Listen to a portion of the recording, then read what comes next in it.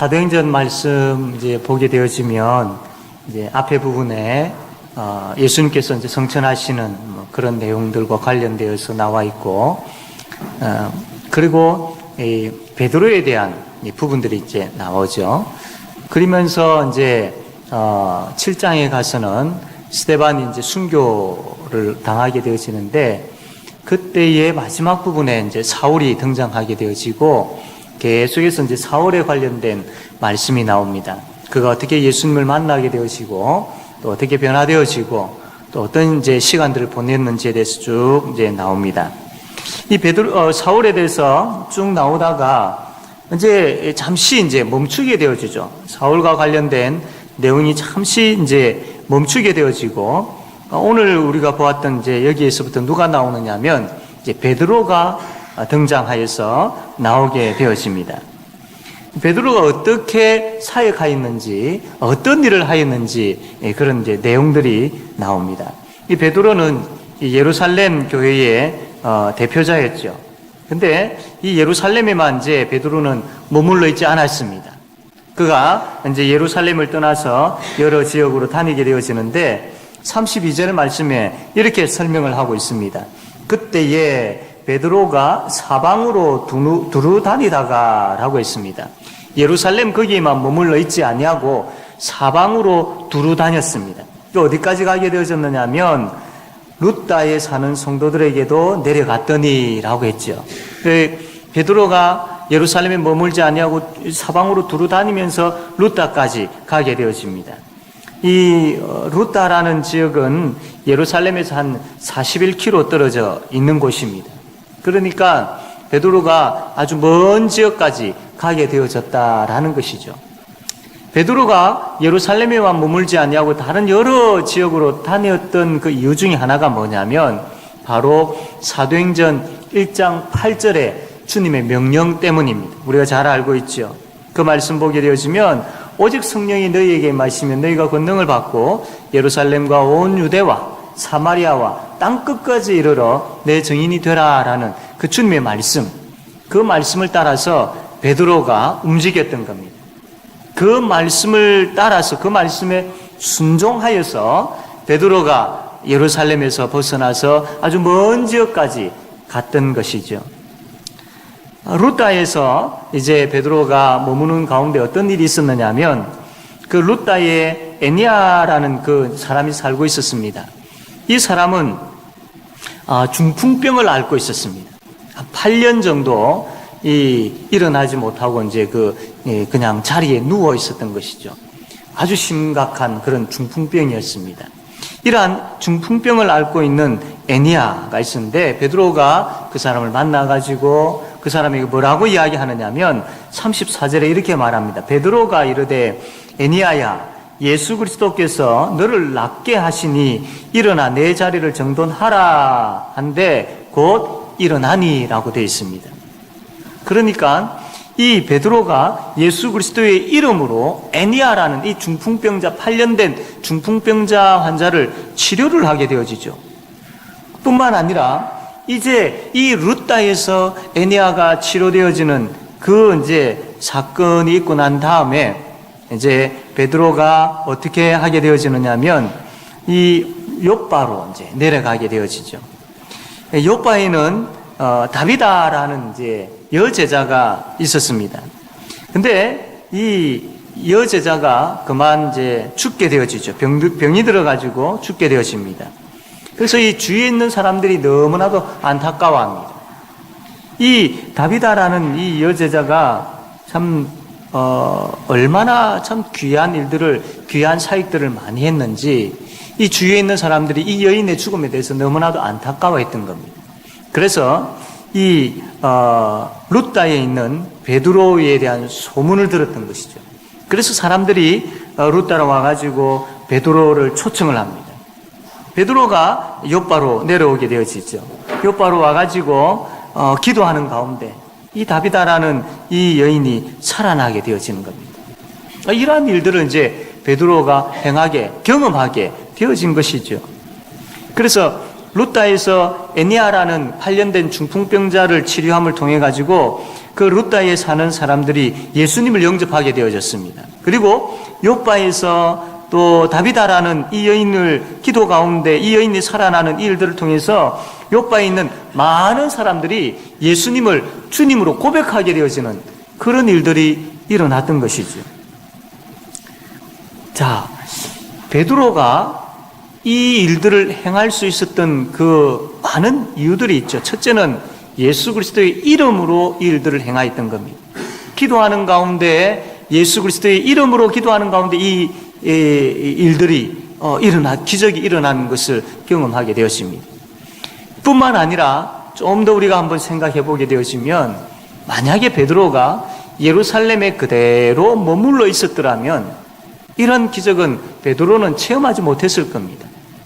베드로는 사도행전 1장 8절의 말씀을 따라서 그가 일어났고 또 여러 지역으로 다녔던 겁니다. 다니면서 예수 그리스도에 대한 부활에 대한 증거, 그리고 그가 다니면서 참 여러 가지 많은 사역들을 했을 겁니다.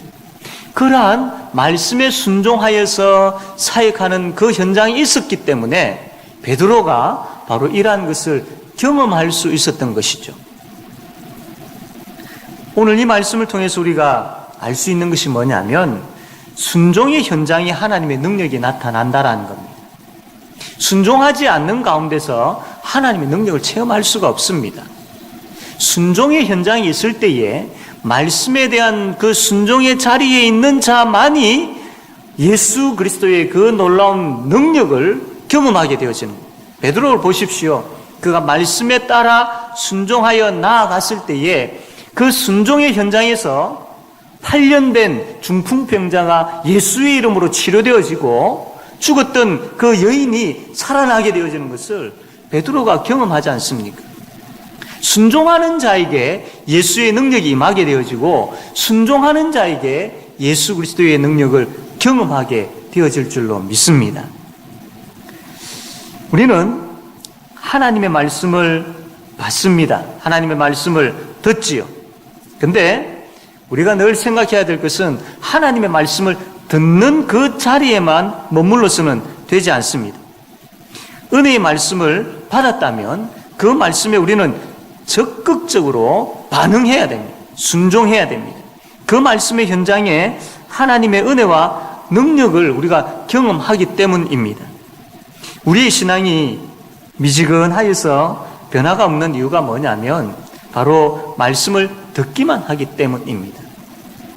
말씀을 듣기만 하면 우리의 감정에 대한 변화가 일어날 수 있고 말씀을 듣기만 하면 기분에 좋고 또 기분이 잠깐 또 기쁨을 누리게 되어지고 이 정도로 아마 지나가 버릴 것입니다. 그러나 말씀을 듣되 정말로 바로 말씀을 듣는 사람은 그 말씀이 내 마음에 뿌리를 내린 사람은 그 말씀을 잘 받아서 내 마음에 정말로 깊이 뿌리를 내리도록 했던 사람은 그 말씀의 능력의 역사가 그에게서 일어날 수밖에 없습니다. 그래서 우리는 말씀을 잘 들어야 되는 거죠. 그 말씀을 잘 듣고 잘 받고 잘 심겨졌다라면 그 말씀의 능력이 내 속에서 막 불을 듯 일어나게 되어지고 그리하여서 그 말씀을 통해서 힘을 얻어서 말씀을 따라 순종하는 자리에 서게 되어집니다. 우리가 이제 삶의 현장에 서게 되어질 때에 들었던 그 말씀을 가지고 서느냐 들었던 말씀이 없는 가운데 서느냐는 큰 차이입니다. 삶의 현장에서 말씀을 가지고 서는 사람은 그 삶의 현장에서 선택해야 되고 또 그 삶의 현장에서 사람과의 만남을 가져야 되고 그 삶의 현장에서 어떤 일을 해야 되고 하는 그런 많은 것들 가운데에 그 말씀을 듣고 그 말씀을 가진 사람은 그 말씀을 가지고 선택하게 되어지고 그 말씀의 능력에 힘입어서 걸어가게 되어지고 그 말씀으로 그 삶의 현장에 충만하게 되어지는 것이죠.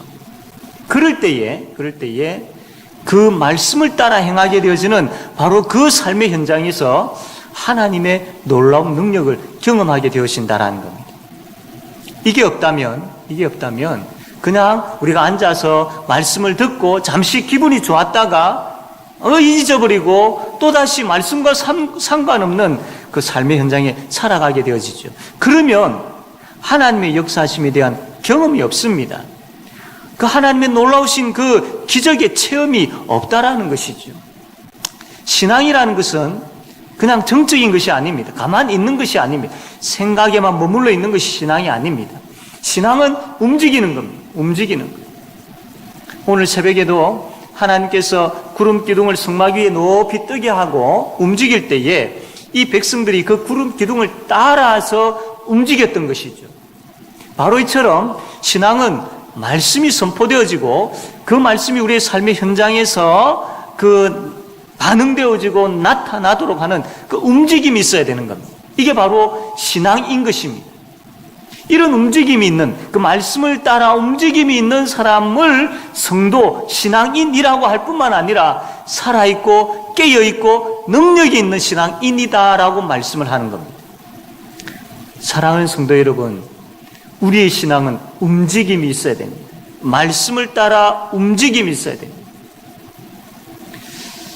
이 말씀에 대한 반응이 없다. 참 심각한 것이죠.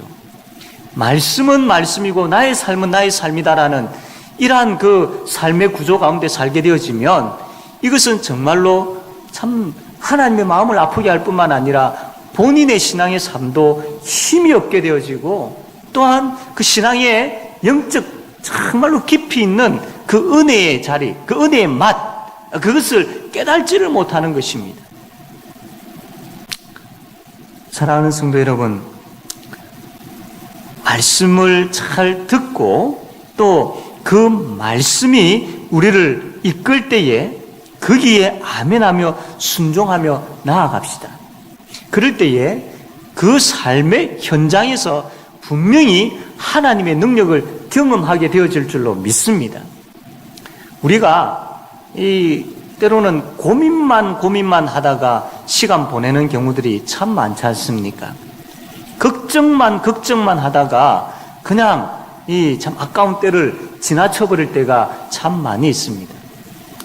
막상 그 말씀을 붙잡고 그 고민거리 앞에 우리가 나아가게 되어지면 그 현장에서 하나님께서 이미 해결해 놓으시고 하나님께서 우리의 고민과는 전혀 다른 그런 방향으로 인도하시고 이끄는 것을 보게 되어질 것입니다. 말씀을 붙잡고 그 말씀을 가지고 삶의 현장으로 나아가게 되어지면 하나님께서 역사하시는 것을 체험하고 경험하게 되어집니다. 이게 참 그 신앙의 기쁨이요, 신앙의 은혜인 것이죠. 이것을 우리 모든 성도들이 다 경험했으면 좋겠습니다. 이 밤에 기도하러 나오신 여러분, 이 말씀의 능력이 뭔지를 단순하게 그냥 글자적으로만 말씀의 능력 참 좋구나 이게 아니고 실제로 하나님의 능력의 역사심을 삶의 현장을 통해서 체험하고 경험하는 그 은혜가 우리 모두에게 있게 되어지기를 바랍니다. 이게 바로 움직이는 성도의 신앙이요, 우리 표어처럼 생명의 공동체인 것이죠. 생명의 공동체. 그냥 잔잔하게 고요하게 머물러 있는 것이 아니라 움직임이 있어야 됩니다. 활력이 있어야 됩니다. 이게 이 움직임과 활력이 그냥 단순하게 막 격해가지고 막 이런 그 활력과 움직임이 아니라 말씀을 통하여 철저하게 말씀이 나아가게 되어지는 그 길을 따라갈 때에 하나님께서 그 현장에서 나를 어떻게 붙잡고 계시고 또 나에게 어떻게 역사하시고 내가 고민하고 염려하였던 그 문제들을 어떻게 해결하시는지를 보게 되어질 때에 우리의 가슴이 뜨거워지게 되어지고 우리가 정말로 그 하나님을 더욱더 철저하게 의지하게 되어지고 우리의 예배에 그 놀라운 그 감격이 있게 되어지는 것이죠. 이스라엘 백성들이 가나안 땅에 가는 그 가운데에 애굽에서 나와가지고 홍해를 지나게 되어지지 않습니까? 그들이 홍해 앞에 섰을 때에 뒤에는 애굽 군대가 쳐들어오고 있고 앞에는 홍해가 가로막혀 있었습니다. 이거는 걱정할 수밖에 없고 정말로 참 불평할 수밖에 없는 그런 상황이죠. 우리를 여기에서 다 죽이려 하냐니까라고 하면서 불평할 수밖에 없는 것이죠. 그러나 모세가 하나님의 말씀을 따라서 지팡이를 들고 홍해를 이렇게 향하였을 때에 홍해가 갈라지는 것을 경험하지 않습니까? 말씀을 따라 행하게 되어질 때에 하나님께서 역사하시는 것을 경험하게 되어질 줄을 믿습니다. 그런 자가, 그런 신앙인이 찬송을 할 때에 그냥 하겠습니까? 홍해 사건 이후에 이 백성들이 이 하나님을 찬양할 때에 얼마나 뜨겁게 찬양합니다. 바로 이것이지요. 예배가 바로 이것이 되어야 됩니다. 그러므로 일주일의 삶 가운데에 하나님의 역사를 경험하고 정말 하나님 앞에 엎드려 기도했던, 말씀을 붙잡고 엎드려 기도했던 그 내용들이 6일의 삶 가운데 경험되어지고 만져지고 체험되어지는 그 감격과 그 은혜를 가지고 주일날 하나님 앞에 나와서 예배 드릴 때에 이 찬양은 놀라운 능력의 찬양이며 그 선포되어지는 하나님의 말씀이 내 속에서 불일 듯 일어나는 역사를 경험하게 되어질 것이고, 이러한 그 6일의 삶의 뜨거움이 있을 때에 주일의 예배가 하나님 앞에 뜨겁게 드려지게 되어질 줄로 믿습니다. 그러므로 오늘 이 밤에 우리가 하나님 앞에 기도할 때에 말씀의 능력의 역사가 있기를 우리가 기도해야 됩니다. 그리고 그 말씀을 확신하고 붙잡고 나아가는 그 현장에서 하나님의 능력을 경험하게 해달라. 베드로가 이 사도행전 1장 말씀을 8절 말씀을 따라서 나아가게 되어졌을 때에 중풍병자가 예수의 이름으로 치료되어지고 기도하는 가운데 죽은 자가 살아나는 그 예수의 기적을, 예수 그리스도의 그 능력을 베드로가 경험하게 되어졌지 않습니까? 이뿐만 아니라 이 사건을 통하여서 그 룻다에 있는 사람들이 예수를 믿게 되어지고 욥바에 있는 사람들이 예수를 주로 고백하는 그 일들을 경험하게 되어지지 않습니까? 내가 하나님 앞에서 움직이는 신앙인으로, 내가 말씀에 반응하는 신앙인으로, 그래서 하나님의 역사심을 보고 경험하고 체험하는 그런 신앙인으로 살아가게 되어질 때에 나뿐만 아니라 하나님께서 나에게 부어주신 그 은혜가 내 주위의 사람들에게 흘러넘치게 되어지는 거죠. 이게 바로 복의 통로로 살아가는 성도의 삶인 것입니다. 사랑하는 성도 여러분, 미지근한 인생 계속 사시렵니까? 이제 우리가 그러지 맙시다. 이제 말씀의 능력을 경험하고 체험하는 체험적인 신앙, 경험적인 신앙, 성령 하나님의 역사심을 경험하는 신앙, 예수 그리스도의 그 말씀의 놀라운 능력을 경험하는 신앙, 그 신앙 살아갑시다. 그래서 우리가 하나님 앞에 뜨거운 성도로 살아갈 뿐만 아니라 정말로 신앙이 뭔지, 하나님을 섬기는 것이 뭔지, 믿는다라는 것이 무엇인지를 알고 그것의 맛을 알면서 기뻐하면서 참 즐겁게 우리가 신앙생활을 해야 되지 않겠습니까? 뿐만 아니라 이것을 통하여서 우리 속에 부어진 그 은혜가 흘러넘쳐서, 주의 몸된 교회에 부어진 은혜가 흘러넘쳐서 주위에 생명이 공급되어지고 주위에 사람들이 예수 그리스도를 믿음으로 찬양의 소리가 이 영도 땅에 점점 확장되어져 가는 그런 역사를 우리가 또한 보아야 되지 않겠습니까? 사랑하는 성도 여러분,